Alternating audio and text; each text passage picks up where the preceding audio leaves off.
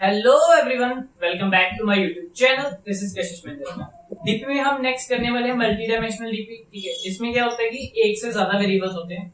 वैसे इससे पहले जो हमने क्वेश्चंस किए हैं उसमें हमने क्या किया था कि जो डीपी बनती थी, ठीक है, जो रेकरेंस रिलेशन बनता था उसमें ऐसे कुछ बनता था कि जैसे फंक्शन ऑफ आई या function of I comma J means हम क्या था, फंक्शन ऑफ आई को लिखते थे in terms of function of I minus के या something, and here in the terms of function of I minus 1 j means something like that, means I minus k and j minus k something like that।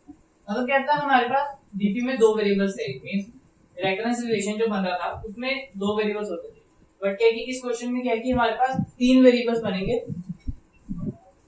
इस question में हमारे पास क्या है कि तीन variables बनेंगे और तीन वेरिएबल्स पे हमारा डीपी का रेकरेंस रिलेशन डिपेंड करेगा। तो आइए प्रॉब्लम पहले समझ लेते हैं। हमारे पास क्या है कि एक पिज्जा दिया है, ठीक है, और उसमें एप्पल्स हैं, ठीक है। सुनने में अजीब लग रहा है मेरे को भी, ये लीड कोड का क्वेश्चन है। हमें क्या है कि पिज्जा को ना दो तरह से हम कट कर सकते हैं। जैसे ये पिज्जा है, पहला ऑप्शन है कि ऐसे काटो, ठीक है, दूसरा ऑप्शन है कि ऐसे काटो, ठीक है। तो अगर मैंने पिज्जा को ऐसे काटा तो मैं ऊपर वाला पोर्शन फर्स्ट पर्सन को दे दूंगा, ठीक है। इसमें हमें क्या है कि हमें ये पिज्जा को थ्री पोर्शन में देना है। अगर मैं ऐसे काटूंगा तो ऊपर वाला पोर्शन मेरे को फर्स्ट पर्सन को दे देना है, ये फिर जो पोर्शन रहेगा वो सेकंड एंड थर्ड पर्सन को आएगा। सिमिलरली अगर मैंने ऐसे काटा तो लेफ्ट वाला जो है फर्स्ट पर्सन को चल जाएगा, जो बाकी रिमेनिंग है वो सेकंड एंड थर्ड पर्सन को आ जाएगा, मतलब up to K and here it's up to K. तो ये क्वेश्चन है और कंडीशन ये है कि हमें केक इस तरह से कट करना है कि हर एक के पास मिनिमम वन एप्पल है, ठीक है। तो मतलब कि अगर मैं ऐसे केक को ऐसे कट करूंगा तो फर्स्ट पर्सन के पास क्या है, खाली रह जाएगा और सेकंड जो थर्ड पर्सन है उनके बीच में अभी मेरे को केक डिवाइड करना है तो उनका ऐसे रह जाएगा। तो ये मेरा वैलिड सॉल्यूशन नहीं है क्योंकि फर्स्ट पर्सन के पास कोई भी एप्पल नहीं है, सेकंड एंड थर्ड के पास ये इतने सारे एप्पल है। तो हमें वही बताना है कि हम कितने डिस्टिंक्ट वे से इस केक को कट कर सकते हैं ताकि इट इज डिवाइडेड इनटू के पार्ट्स एंड ईच पार्ट में एटलीस्ट वन एप्पल हो, ठीक है। तो आई होप आपको प्रॉब्लम स्टेटमेंट अच्छे से समझ लगी हो। तो इसमें हम देखते हैं कि इसका सॉल्यूशन क्या आ सकता है, ठीक है। फिर क्या है कि सॉल्यूशन से हम बेस कंडीशंस देखेंगे, फिर क्या है कि रेकरेंसिलेशन फाइंड करेंगे। एक तो क्या है कि देखो इसमें सॉल्यूशन मेरा डिपेंड कर रहा है कि मेरा अभी पिज्जा कितना बचा है, ठीक है। अभी तो देखो इनिशियली क्या है कि मेरा पूरा पिज्जा बचा है।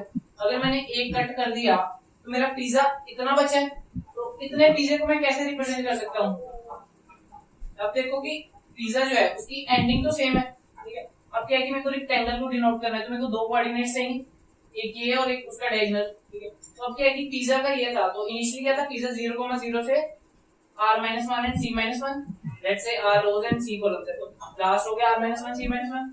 तो अब क्या है कि अगर मैंने इसको h पे कट कर दिया, h पॉइंट पे, तो जो मेरा पिज्जा बच गया दैट वुड बी h,0 से लेके r-1 एंड c-1 पर 0,h, क्योंकि रो सेम कॉलम से, ठीक है। तो मतलब क्या कितना पिज्जा बचा उसको मैं कैसे डिनोट कर सकता हूँ, दो कोऑर्डिनेट से, ठीक है। Top most coordinate bottom right तो हमेशा चेंज नहीं होगा, चाहे मैं ऐसे पिज्जा कट करूँ, ऐसे पिज्जा कट करूंगा तो मेरा ये पार्ट रह जाएगा, बॉटम राइट तो सेम रहा। फिर मेरे को सिर्फ इसका कोऑर्डिनेट चाहिए। अगर मैं ऐसे कट करूंगा तो मेरे को इसका कोऑर्डिनेट चाहिए टू डिनोट कि मेरे पास कितना पिज्जा बचा है, या ये चाहिए या ये चाहिए। तो मतलब क्या है कि पिज्जा कितना बचा उस पर डिपेंड करता है ना मेरा सॉल्यूशन। तो पिज्जा लेफ्ट, तो that depends upon two things, I and J coordinate, कि कहां से कहां तक, मतलब that I comma J means शुरू वाला point and J means and वाला, ठीक है। तो पिज्जा लेफ्ट को हम डिनोट कर सकते हैं दो कोऑर्डिनेट से, ठीक है। और क्या है कि मेरा सॉल्यूशन किस पे डिपेंड कर सकता है, के पे, कट्स लेफ्ट,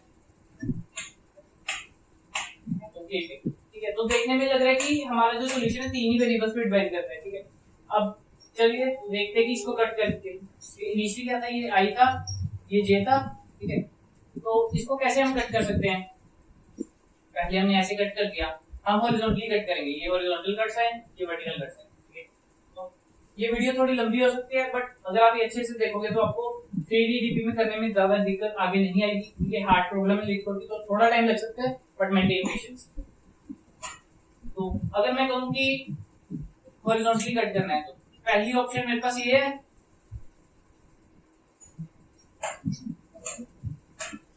ठीक है, तो ये क्या है, ये फर्स्ट पर्सन को मिल गया, ये सेकंड एंड थर्ड पर्सन के लिए रह गया। मतलब यहाँ पे की वैल्यू अब क्या रहेगी 2। अब मेरे को ये पिज्जा डिवाइड करना 2 हिस्सों में। यहाँ मैं क्या कह सकता था कि हॉरिजॉन्टली कट में ऐसे मैं कट कर दूं,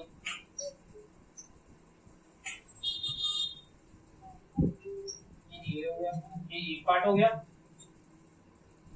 एंड दूसरा पार्ट ये हो गया। अब क्या है कि ये जो चीज है इसमें k की वैल्यू 2 है, ये फर्स्ट पर्सन को मेरा चला गया। ठीक है, अब देखो कि k की वैल्यू तो 2 है, बट क्या है कि इधर उतने पिज्जा ही नहीं है, इधर कोई पिज्जा ही नहीं है, तो मैं इसको जैसे मर्जी कट करूं किसी को भी एक भी पिज्जा नहीं मिलेगा। तो इससे हम कह सकते हैं कि जो मेरी एक बेस कंडीशन होगी B1 दैट वुड बी कि अभी जो मेरा पिज्जा है जितना बचा है, अगर उसमें k से मेरे कम एप्पल हुए, तो मान लो कि मेरा ये पिज्जा होता, ठीक है, और इसको मेरे को कट करना होता 6 पार्ट्स में, बट मेरा एप्पल 4 होते, तो मैं जैसे मर्जी कट कर लूं, तो इसको 6 पार्ट्स में अगर मैं कट करूंगा तो 2 लोगों के पास कोई पिज्जा नहीं देगा, कोई एप्पल नहीं देगा। तो मतलब क्या मेरा कंडीशन रह गया कि पिज्जा लेफ्ट में, पिज्जा लेफ्ट को डिनोट करता है मैं आई को मैं जैसे, तो मैं पहली कंडीशन क्या होगी कि अगर if apples starting from i, j to r - 1 and c - 1, अगर इतनी जगह पे ये कट करने के बाद ये i, j क्या रह गया 2,0 से लेके 2,2 तक, if apples in this range is less than k, ठीक है, k की वैल्यू थी 2, apple in this range is 0 is less than 2, अगर it is less than 2 then that means हम उसको किसी भी तरीके से डिवाइड नहीं कर सकते। तो मतलब क्या है कि कोई भी तरीका नहीं है उसे डिवाइड करने का ताकि सबको एक एक एप्पल मिले, तो रिटर्न आ जाएगा मेरा 0। तो मेरी पहली बेस कंडीशन बन गई। ठीक है, और उसके बाद वर्टिकल कट्स लगा के देखते हैं, तो इसको मैं सीधा रिप्लेस कर दूंगा 0 से। तो मेरी बेस कंडीशन के कारण इधर से आएगा मेरा 0। अब वर्टिकल कट भी ऐसे लगा सकते हैं, मेरा पहला बन जाएगा AA एंड जो सेकंड एंड थर्ड में जो डिवाइड करना है दैट वुड बी AB। ठीक है, और मेरा क्या ऑप्शन आ सकता था, मैं ऐसे कट कर दूं, तो मेरा जो फर्स्ट पार्ट है that would be this and remaining part is this. ठीक है, अब क्या है कि ये चीज कभी वही आ जाएगा। ठीक है, इसमें क्या है कि मेरे कट्स रह गए थे 2। ठीक है, ये वाली कंडीशन अगर मैं ऐसे कट करूं, फर्स्ट बंदे को ये पिज्जा पार्ट दे दूं, सेकंड एंड थर्ड में ये रह गया, अब k की वैल्यू 2 है बट पिज्जा पे एक ही एप्पल है, so we can't divide into two parts such that each person has at least one pizza, one apple। तो ये भी इस बेस कंडीशन के कारण क्या रिटर्न करेगा मेरा 0। अब फर्दर देखते हैं कि इसको कैसे करेंगे। ओके, फर्स्ट पर्सन को तो ये पिज्जा दे दिया ना, तो इसका काम खत्म। अब मेरे को क्या करना था, 2 पर्सन में डिवाइड करना था ये। ठीक है, अब क्या है कि इसको मैं हॉरिजॉन्टली कट कर सकता हूँ। अब देखो हॉरिजॉन्टली कट अगर मैं करूंगा, ठीक है, फर्स्ट पर्सन को सारा मिल गया, सेकंड फिर मेरा ये रह गया ना, अगर मैं हॉरिजॉन्टली कट करूंगा तो मेरा एक पर्सन के पास ये रह गया, सेकंड पर्सन के पास मेरा खाली रह गया। तो एक को रिप्रेजेंट करने के लिए कोई एप्पल नहीं है, तो वैसे भी मैं रिटर्न करूंगा। ठीक है, अब ये देखो ये वाली जो कंडीशन बन गई k = 1 का मतलब क्या है कि हमें कोई कट नहीं करना। ठीक है, अगर इनिशियली क्या है कि इस कंडीशन में मेरे को दिया रहता k = 1, तो हम इसमें कोई कट नहीं लगाते, तो हम सिंपली क्या देखते कि हाँ k मेरा 1 है, अगर मेरा पिज्जा में एक से ज्यादा एप्पल है तो मेरा आंसर ट्रू है। ठीक है, तो मेरा आंसर 1 है, नहीं तो मेरा 0। ठीक है, अगर तो ये मेरी दूसरी बेस कंडीशन बन गई। ठीक है, इस केस में अगर मेरा k की वैल्यू 1 है तो मैं क्या देखूंगा कि if apples in range i, j to r - 1 and c - 1, अगर apple greater than equal to 1 है then that means I have to return 1, क्योंकि ये क्या है कि हम पिज्जा को कट कर रहे हैं ना, ये जो रेफरेंस रिलेशन बना रही है पिज्जा को कट करने का है, बट एक बेस कंडीशन भी तो होनी चाहिए ना कि जिसमें पिज्जा को कट करने की जरूरत ही ना पड़े, तो वही लोएस्ट पॉइंट हुआ। ठीक है, k = 1 लोएस्ट पॉइंट हुआ, क्योंकि यहाँ पे हमने we can't further divide the pizza, एक ही पार्ट रह गया, तो हम वही देखेंगे कि जितना पार्ट रह गया उतने पोर्शन में अगर एक भी एप्पल है तो रिटर्न 1। तो मतलब एक बंदे को एक ही तरीके से हम दे सकते हैं, नहीं तो मैं क्या कर दूंगा, रिटर्न कर दूंगा 0। तो ये मेरी 2 बेस कंडीशन होगी। ठीक है, अब ये हम रेफरेंस रिलेशन दे रहे थे, तो बेस कंडीशन के हिसाब से ये रिटर्न करेगा मेरा 0। ठीक है, अब वर्टिकली अगर डिवाइड करें तो दो तरीके हैं। ठीक है, एक को ये मिल जाएगा, एक को ये पिज्जा मिल जाएगा, या उल्टा हो जाएगा, फर्स्ट पर्सन को ये पिज्जा मिल जाएगा, सेकंड को ये पिज्जा मिल जाएगा। तो यहाँ से मेरे दो आंसर आएंगे। It will be 2। ठीक है, तो उसके बाद क्या है कि सिमिलरली इधर अगर देखेंगे तो इसका क्या आंसर आएगा। इसको हॉरिजॉन्टली हम कट नहीं कर सकते। ठीक है, तो इसमें वर्टिकल कट देखे तो एक ही अलाउड है, तो यहाँ से मेरा आंसर आएगा 1। तो ये कंबाइन हुआ 0 2, तो ये मेरा गया इधर 2। ठीक है, तो यहाँ से मेरा गया आंसर 1। ठीक है, तो ये कंबाइन हुआ तो आंसर मेरा आया 3। इस तरीके से हम करेंगे। तो हमने बेस कंडीशन देखी, अब रेकरेंस रिलेशन देखते हैं। ठीक है, ये तो बेस कंडीशन होगी। अब सबसे पहले ये भी देख लेते हैं कि एप्पल्स कैसे कैलकुलेट करें। ठीक है, नॉर्मली अगर हमें कैलकुलेट करना हो i, j इंडेक्स से लास्ट इंडेक्स तक एप्पल फाइंड करना, तो that would be quite complex. ठीक है, ऑफ एन स्क्वायर बन जाएगा कि मैं सारे एप्पल्स को काउंट करूं। तो इससे अच्छा क्या है कि मैं ये चीज स्टोर कर लूंगा। ठीक है, अभी रेकरेंसिलेशन पे आएंगे, बट इस चीज को सॉल्व कर लेते हैं। ठीक है, मैं क्या है कि स्टोर कर लूंगा कि मैं एक स्टोर कर लूंगा। ठीक है, एक टेबल सा बना लूंगा, उसमें मैं क्या कहूंगा कि t of i, j let me. तो t of i, j equals to apples from i, j to r minus 1 and c minus 1। ये चीज क्या है कि मैं स्टोर करके रख दूंगा, क्योंकि ये चीज मेरे को बार बार यूज हो रही है बेस कंडीशन की, तो हर बार कैलकुलेट नहीं कर सकता। अब क्या है कि मैं ये कैसे कैलकुलेट कर सकता हूँ, मैं क्या है कि रिवर्स शुरू करूंगा कि मान लो कि मेरे को कैलकुलेट करना है कि i, j से ये क्या था r minus 1 c minus 1 इधर तक कितने मेरे एप्पल्स हैं। ठीक है, तो मैं क्या कर सकता हूँ, इसको डिवाइड कर सकता हूँ ये पार्ट में, एक पार्ट ये हो गया। ठीक है, मतलब ये पार्ट क्या हो गया i+1 एंड j। मतलब अगर मेरे को इसका आंसर पता हो एंड ऊपर वाले का, मतलब ये वाला पार्ट, तो ये मेरा पोर्शन हो गया पूरा फर्स्ट, ये मेरा पोर्शन हो गया सेकंड। ठीक है, तो अगर मैं क्या है कि ये दोनों को ऐड करूंगा, ये हो गया ना कि इसमें मैं क्या है कि एक मैंने ये पोर्शन ऐड कर दिया। ठीक है, फिर दूसरा क्या है कि मैंने ये वाला पोर्शन ऐड कर दिया, तो ये जो पोर्शन है मेरा दो बार ऐड हो गया ना। ठीक है, तो इन दोनों को ऐड किया एंड सब्ट्रैक्ट किया मैंने ये वाला हिस्सा, that is i+1 and j+1। ये हो गया मेरा i एंड j+1। एंड तो ये तीनों को अगर पार्ट को मिला लें, ठीक है, अगर मेरे को t i j फाइंड करना है, तो अगर मैंने इसमें ये कर दिया t i and t i+1 and j, तो इससे क्या है कि मेरे को इतने का आंसर मिल गया, प्लस मैंने ये वाला कैलकुलेट कर दिया t of i and j+1। अब क्या है कि ये वाला पोर्शन मेरा दो बार ऐड हो गया था, तो इसको मैंने सब्ट्रैक्ट कर दिया t of i+1 j+1। ठीक है, अब क्या है कि मेरे पास क्या बचा, मेरे को इतना पता चल गया कि इसमें कितने एप्पल्स हैं। ठीक है, अब क्या है कि फिर इस पॉइंट पे मैं चेक कर सकता हूँ कि एप्पल है कि नहीं, तो सिंपली मैं ऐड कर दूंगा कि plus pizza of i, j equals to a। मतलब कि ये कंडीशन बताएगी कि अगर उस पॉइंट पे पिज्जा है तो एक और ऐड कर दो, नहीं तो वैसे रहने दो। तो ऐसे करके क्या है कि मैं पूरा टेबल बना सकता हूँ ऐसे, जिसमें मैं स्टोर करूंगा कि i, j से एंड तक मेरी कितनी वैल्यू स्टोर है। ठीक है, मतलब कितने एप्पल्स हैं, तो ये मैं बना लूंगा एक t i n j that is equals to this. तो अब रेकरेंसिलेशन देखते हैं। रेकरेंसिलेशन क्या है, देखो कि मेरे को इसका सॉल्यूशन फाइंड करना है ना, तो मेरे को क्या है कि डिवाइड करना पड़ेगा, अलग-अलग कट लगाने पड़ेंगे। तो इनिशियली मैं क्या कह सकता हूँ कि अगर ये प्रॉब्लम है तो let's say this problem be function of i, j and k।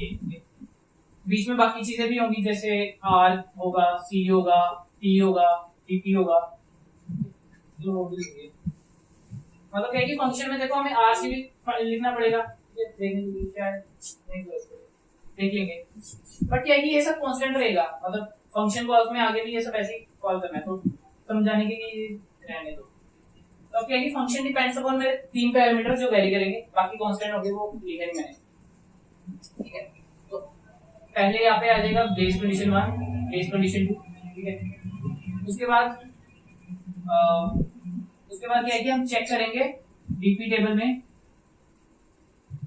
कि वो बाद में करेंगे, ठीक है। पहले रेफरेंस कंडीशन देखिए, बेस कंडीशन 1 और बेस कंडीशन 2, ठीक है। उसके बाद क्या है कि मेरे को नंबर ऑफ वेज बताने थे ना, i, j से स्टार्ट होके एंड तक r-1 c-1 तक खत्म हो रहा था, r से भी चाहिए। तो मेरे को ये बताना था ना i, j मान लो ये पॉइंट है, इससे शुरू होके एंड तक k कट्स मेरे को लगा के डिवाइड करना था, तो कितना आता है। बेस कंडीशन मान ली थी, बेस कंडीशन 2। उसके बाद मेरा हॉरिजॉन्टल कट है, तो हॉरिजॉन्टल कट मेरा कहां से स्टार्ट होता था, ठीक है। तो ये आई पॉइंट था, तो हॉरिजॉन्टल कट मेरा यहां से स्टार्ट होता था, ठीक है। पहला कट मतलब अगर मैं पहला कट लगाऊं तो सेकंड वाला जो पार्ट है ये रह जाएगा, फर्स्ट पोर्शन ये रह जाएगा। एच मेरा स्टार्ट होगा i+1 से एंड लास्ट वैल्यू क्या होगी एच की, ये मतलब ऊपर वाला हो गया एक कट, ये हो गया बाकी जितने बच गए कट। तो h is less then r, h++। अभी क्या है कि मैं एक हॉरिजॉन्टल कट लगाया, तो एक अगर मैं हॉरिजॉन्टल कट लगाऊंगा तो मेरे बाकी कितना बच जाएगा। तो अगर ये फंक्शन है, अगर मान लो कि ये मेरा हॉरिजॉन्टल कट इधर है, ठीक है। तो ये मेरा पिज्जा कितना बच गया, मेरा पिज्जा बच गया फंक्शन ऑफ h, j वैसे का वैसे था, क्योंकि मेरा i चेंज हुआ ना, एंड k-1। तो अभी क्या है कि मैंने हॉरिजॉन्टल कट लगाया, तो हॉरिजॉन्टल कट लगाने के बाद क्या है कि मैंने देखा कि k-1 को डिवाइड करने के जितने तरीके हैं उतने तरीके मैं ऐड कर दूंगा ये मेरे सॉल्यूशन में। तो अगर मैं इधर लिखूंगा कि मेरा ways, let's say int ways equals to 0, ठीक है। तो मैं क्या कर दूंगा, वेज में इतने वेज ऐड कर दूंगा, मतलब हर एक हॉरिजॉन्टल कट लगा के उतने वेज में ऐड करता जाऊंगा। तो ways equals to ways plus this part, ठीक है। तो वैसे ही जैसे मैंने हॉरिजॉन्टल के सारे ऐड किए, ऐसे ही क्या है कि मैं वर्टिकल के सारे ऐड कर सकता हूं। और v equals to a+1, v is less than c, v++। तो इसमें मैं इसी में ऐड करूंगा वेज में, ways equals to ways plus function of i वैसे का वैसे ही, इधर v आ जाएगा एंड इधर k-1 आ जाएगा। तो ये क्या हुआ, मैंने हॉरिजॉन्टल कट जितने पॉसिबल थे हॉरिजॉन्टल कट वो लगा के देखे, तो वो सारे ऐड कर देंगे। अब इसमें एक दिक्कत है, ठीक है। मैंने ये चीज नहीं चेक किया कि जैसे देखो मैंने ये सेकंड हॉरिजॉन्टल कट लगाया, ठीक है, यहाँ पे। तो वो हॉरिजॉन्टल मान लो कि ये मेरा ऐसा होता है, ठीक है। तो मान लो कि ये मैंने पहला कट लगाया, तो पहला कट लगाने से क्या है कि फर्स्ट पर्सन के पास कोई पिज्जा नहीं रह गया, समझ रहे हो। अगर मैं ऐसे कट लगाता तो फर्स्ट पर्सन के पास कोई पिज्जा नहीं रहेगा। तो हमें ये फाइंड करने से पहले एक कंडीशन चेक करनी होगी कि अगर मैंने यहाँ पे डिवाइड किया है, ठीक है, तो मेरा ऊपर वाले पोर्शन में एटलीस्ट एक पिज्जा होना चाहिए। तो वो क्या हो गया, तो जो मेरा T-I-J था दैट डिनोट्स कि पूरे में कितना है, पूरे में कितने एप्पल्स हैं, एंड T-H-J बताता था कि मेरे कितने में कितने एप्पल्स हैं। अगर मैं उसको माइनस कर दूं तो दैट वुड बी जो मेरा फर्स्ट हिस्सा उसमें कितने एप्पल्स हैं, that is greater than equal to 1, ठीक है। अगर उसमें एक से ज्यादा पिज़्ज़े हैं एंड मैं ये कंडीशन लगा सकता हूँ कि उसमें एक से ज्यादा पिज़्ज़े हैं एंड ये जो बच गया उसमें k-1 से ज्यादा पिज़्ज़े हैं, समझ रहे हो। मतलब हमें ऐसे डिवाइड करना है ना कि जो पहला हिस्सा है उसमें एक से ज्यादा पिज़्ज़ा होना चाहिए, ठीक है। और जो k-1 में डिवाइड करना है उसमें k-1 से ज्यादा पिज़्ज़ा होना चाहिए, तभी वो डिवाइड हम कर पाएंगे, ठीक है। एंड ये मैं बेस कंडीशन हटाने लगा हूं, अगर लिखना चाहते हो तो लिख सकते हो।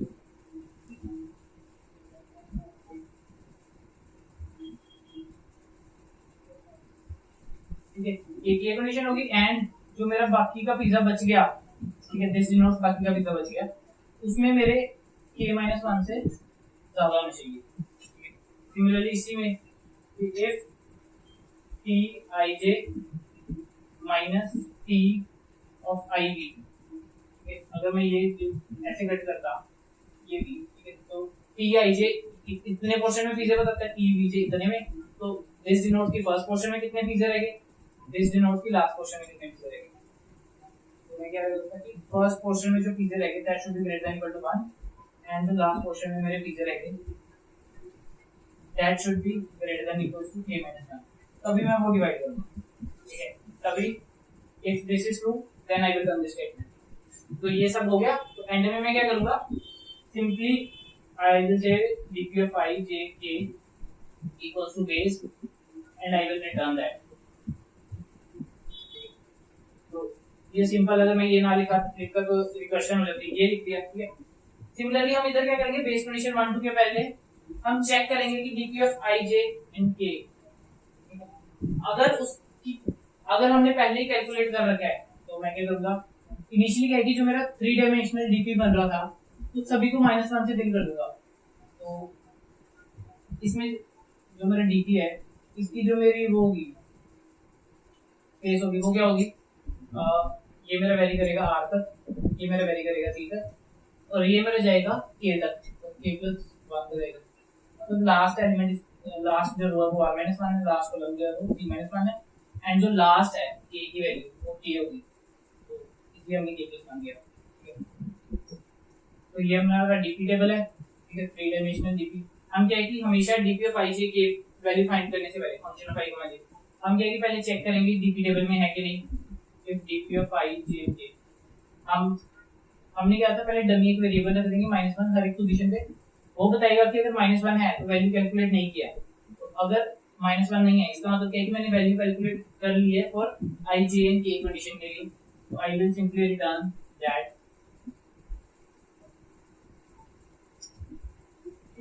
नहीं तो क्या है कि मैं वैल्यू कैलकुलेट करने के बाद इधर स्टोर कर दूंगा ऊपर dp टेबल में। ये स्टोर किया, ये मैंने चेक किया, तो ये था मेरा कोड एंड पूरा सॉल्यूशन किया कैसे, ये मेरा था रेफरेंस रिलेशन टाइप। इसमें थोड़ा सा और भी चेंजेस करने पड़ेंगे आपको, ठीक है। कोड को सबमिट करने के लिए आपको क्या है कि क्या चीज करनी पड़ेगी, आपको इसका मॉड्यूलो निकालना पड़ेगा, ठीक है, क्योंकि इसकी वैल्यू बहुत बड़ी हो सकती है, ठीक है। आपको ये एक है मतलब मेन फंक्शन से आपको पहले डीपी क्रिएट करनी होगी, ठीक है। और आपको वो टी वाला जो है मैंने आपको बताया था ये चीज, आपको ये भी क्रिएट करना होगा, मैंने बताया था कि कैसे क्रिएट करना है, ठीक है। तो वो सब करना पड़ेगा, फिर ये सब करोगे तो ये था। आई होप कि आपको अच्छे से समझ लगे। This was all about this video, okay, in the next video.